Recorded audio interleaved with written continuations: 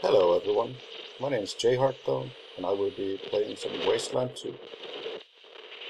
This is a recently released game and as such I have not played this very much. But we'll see how we get along. First off, let's take a look at the options. So we have gameplay options, display options, controls and audio. In gameplay options we can choose our language. We'll be doing it in English. We can also do this in reverse English, where all the text is front to back. But we're not gonna do that. I guess I'll just leave everything as is. Oh, there's a text-to-speech option, but we won't need it because we can read. Game difficulty, I think I'll go with Ranger. Because in my test runs it didn't seem that hard.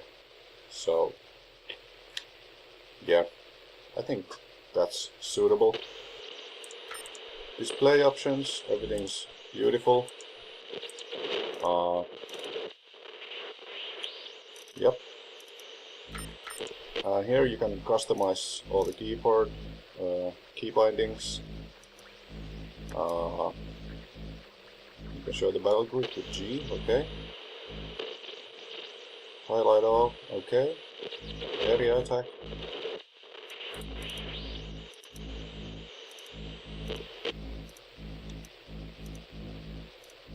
Yep, I think we're good. I'll fiddle with the audio if I need to, but yeah. Let's go ahead and start the new game. That scorpion tank thing looks pretty scary. We have to make our team of 4 rangers. We can pick from pre-made characters, or we can make our own. And I think we're just gonna make our own. And in fact I have prepared some characters beforehand. But first we will take a look at the character creation system. So I'll just click here and we come to the character creation screen. So combat skills will increase your proficiency with different weapons. They affect stats like hit chance, crit chance, reload cost and jam rate. Okay. And we have attribute points.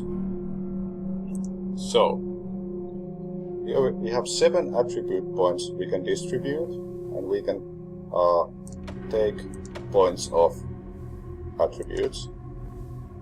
And this is not the special system that's in Fallout, but this is the classic system. So we have first off coordination, which will give us more action points and more hit chance with ranged weapons. And it says here it will help to avoid traps and attacks, pick locks and improve aim. Okay. And here, if we increase it to 4, we get 1 action point and 1% more hit chance, and so on, all the way up to 4 action points and 7% hit chance if we max it out from 3. Next up we have luck, which just gives us crit chance, a chance to dodge attacks, chance to get additional constitution when you level up. And constitution is basically your hit points. So when you level up and you're very lucky, you can get extra hit points added to the value you would get normally when you level and it seems it's 1% crit chance per point and half a point of evasion or dodge. The third attribute here is awareness. So basically your perception. So high awareness gives you more initiative and a chance to dodge. And initiative is important because initiative will determine your order in the turn-based combat, and also how often you get to take a turn. So that's an important stat. Next up we have strength, which gives you more constitution per level, more melee damage, more carry weight, more starting constitution, and some action points as well. Oh yeah, action points are basically every turn you get a certain number of action points. So with our current setup we would have 6 action points per turn in combat. And shooting takes from 3 up to a lot of action points. Next up we have speed, that gives you more movement per action point in combat. So we can see here that combat speed is 1.6. So for 1 action point you can move 1.6 spaces on the combat grid. So if I would increase this to the max, I would be moving 2.4 squares per action point, which is important for certain types of characters. Next up we have intelligence, and this is a pretty important stat, I think, because it affects how many skill points you get when you level up. At 3 you will get 2 skill points per level. At 4 you will get 3. And 8 you will get 4. And at max you will get 5 skill points each time you level up. And that's pretty huge. Our last stat is charisma. And this will affect leadership radius. So basically if you want to have a character with the leadership skill, this will increase the area of effect of this skill, and we'll look at it in just a moment. It also gives you more XP. So say you kill an enemy and he gives you 20 experience points. A high charisma character will receive an extra 35% experience at that point. So that can be useful as well. And here we have our many different skills that you can pick. Character creation we have 12 points we can allocate. And each pip will cost 2 points. Up to the 3rd pip. After that they will cost 4. So the price of leveling each skill up will increase dramatically as you get better. And what skills do we have available? There's Animal Whisperer. Basically you can talk to animals and even recruit them to give I think it's passive bonuses to the person who is the Animal Whisperer. And that's interesting. Then we have barter skill. Basically you get discounts at shops. So if I sell items, they're 1% more valuable, and if I buy items, they're 1% less valuable. up to 10%, for a total of 44 skill points. So yeah. Then we have brute force. Basically, you can bash in doors, bash locks, and just, you know, break stuff you couldn't maybe pick the lock to or whatever.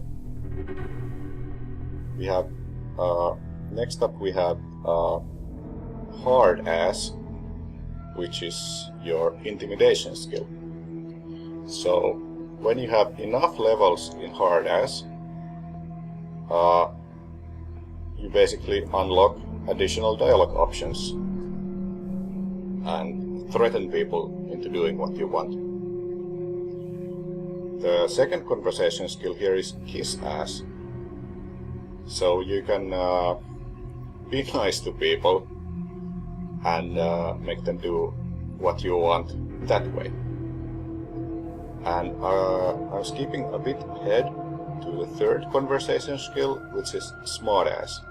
So basically you use logic to either confound people or make them see your view of the situation and get them to do things that you want that way. Then here we have the leadership skill. If you have the leadership skill, it will make an area of effect around your character, and the area size is determined by your charisma stat. Your team members inside that area will not freak out as often and do what they want, because if they don't obey your orders, they will decide on their turn independently what to do. So it's good to have a leader in your party. Also, all it says allies, so I am assuming this means also friendly NPCs, will get extra hit chance when they are stood in the area effect of the leadership. So this is a very useful skill. And then we have outdoorsman. So I think there are certain items you might use this on, but generally you have a greater chance to avoid random encounters when you are traveling on the map, and apparently you can find water also more often. Then we have perception. This skill, when you use it, draws a circle around the character, and you can detect different things inside that circle. For example, traps, locks, alarms, hidden explosives like landmines, and all kinds of other stuff generally. It's a very good skill to have on at least one of your characters. And then the last general skill is weaponsmithing. So this is basically modding your weapons. You can dismantle weapons, receive mods, and then you can install those mods into other weapons. Then we have different weapon skills, as assault rifles, bladed weapons, blunt weapons, brawling, that is fist fighting, energy weapons, handguns, heavy weapons, shotguns, sniper rifles, and submachine guns. And if you don't have a weapon skill, you have a base chance to hit that is pretty low. If you take 1 point, you will get up to 50, I think. Yes, 50. Then the next rank will give you 5 more, 5 more, 5 more, or 6 more, sorry. And also will increase your crit chance. Just going through them all, see if they give the same bonuses. The amounts differ, but it seems to be hit and crit, yes. Except, I think...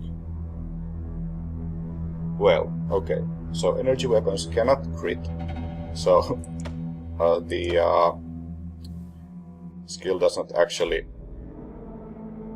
increase the crit chance there. And on the pop-up we got when we came to this screen, it said that increasing weapon skills or combat skills will lower reloading action point cost, and also the jam chance of the weapon and the unjamming cost in action points for those weapons. So yeah, I think you want to specialize your characters in 1 or 2 different categories, so you have a bit of versatility, but still a clear enough focus to do nice damage and be able to use the weapon properly. And you also want to spread the weapon skills so that you have a good arsenal of different weapons in your squad, and preferably weapons that use different kinds of ammo, because ammo is not that plentiful, I think.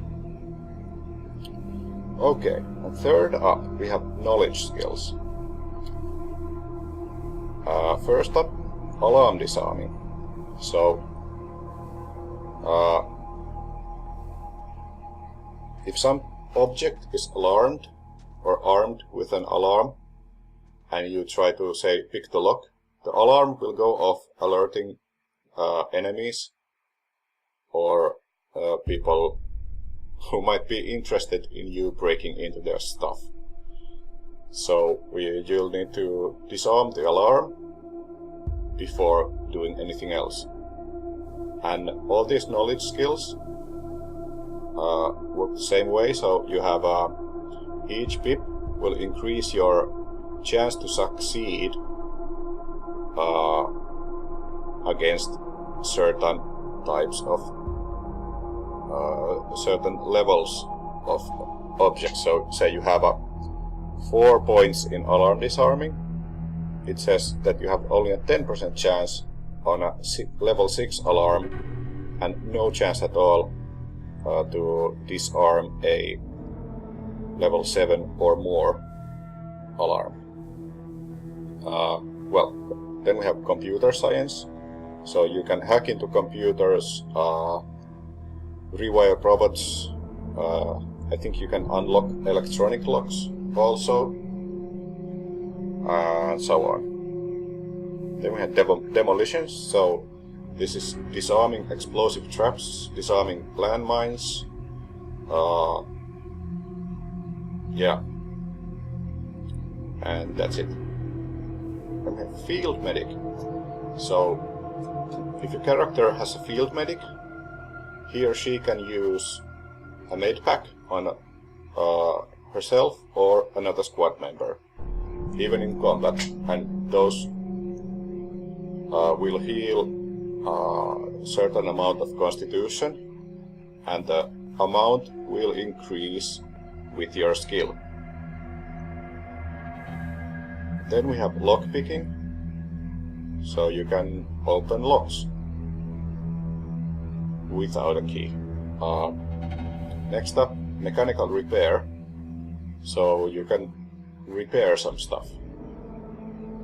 I have not yet seen a repairable object in my quite short Wasteland 2 career, but I'm sure it will come in handy at some point. Then we have safe cracking.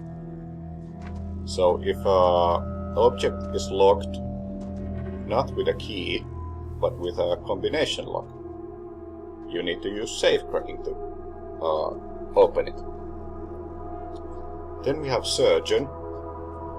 if your squad member goes to 0 constitution or lower, they will get knocked unconscious and start bleeding out, usually. And you will need to use the surgeon skill to bring them back to life. And so having both field medic and surgeon skills in your team is pretty vital. And surgeons can also remove bleeding effects and other types of debuffs with certain equipment. And lastly, we have toaster repair. So if you have points in this, you can repair toasters, which is interesting. So after you assign points here, you will move forward and actually make your character. You can, well, choose the gender, and there are quite a few different hairstyles and hats for characters. The models aren't exactly the most detailed ever, but you can make some pretty funny looking characters or more serious ones. And there are, like, you can take a snapshot of your model like this, and this will be your character portrait in the game. Or you can use these pretty beautiful hand-drawn avatars. And there's a pretty wide variety of styles here.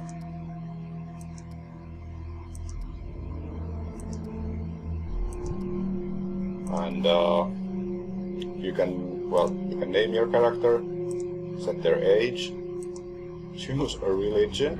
I don't know if this has any effect on the game, I think not. So you can be an atheist, Buddhist, Christian, Hindu, indigenous, Jew, Mormon, Muslim, no religion, or a Sikh. You can choose whether your character has a favorite brand of cigarettes for just flavor purposes, and then you have a variety of ethnicities to choose from. And you can type in a lengthy biography for your character if you so choose. And that's it. And after you made your character, you can export it and save it for later use. And that is what I have done. And I will show you here my team. First up, we have Johnny Harton, so our leader, and I've made him pretty uncoordinated, very unlucky. Average awareness, poor strength, average speed, highly intelligent, and quite charismatic. And he has 1 point in kiss-ass, 1 point in smart-ass, and 2 points in leadership to start with. He also has 1 point in energy weapons and 1 point in computer science. So this is kind of a charismatic leader with a nerdy streak. And this is what he looks like. Cowboy stuff. Next up we will add PK. I let my significant other design this character, and she is a sniper, animal whisperer, and outdoorsman who can repair toasters. She has medium coordination, quite good awareness, and average intelligence and charisma. And the rest, well, she's not very lucky. And she won't have too many action points for the sniper rifle. So basically it will be 1 shot per round and not much movement. And she's got small pack on her back, and these kind of clothes, and some face tattoos. Then, as our healer, we have La Dottoressa, who is quite coordinated, very aware, average speed, quite intelligent, as befits a medical professional. She is our surgeon and field medic. And she also has some skill in assault rifles. And she's got a kind of a sinister look to her. And oddly enough for a doctor, she also smokes. And lastly, we have Grandma Knuckles. She is strong, aware character with some int, some speed, and some luck. Not charismatic at all and highly uncoordinated. She has 2 points in toaster repair, which I will actually take off because we already have a toaster repair person. She is good at blunt weapons and brawling and demolitions. What we will do is give her 2 points in perception, since we don't have anyone with that skill yet. And she also has good awareness, so that kind of fits. And she is dressed like this. She's 63 years old, Christian American, who smokes Red Rooster cigarettes.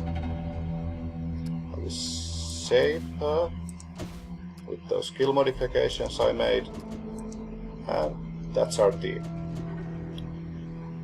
And I will hit play, and I will put a cut here and hopefully see you in the next episode. Thank you for watching, and see you next time. Bye bye.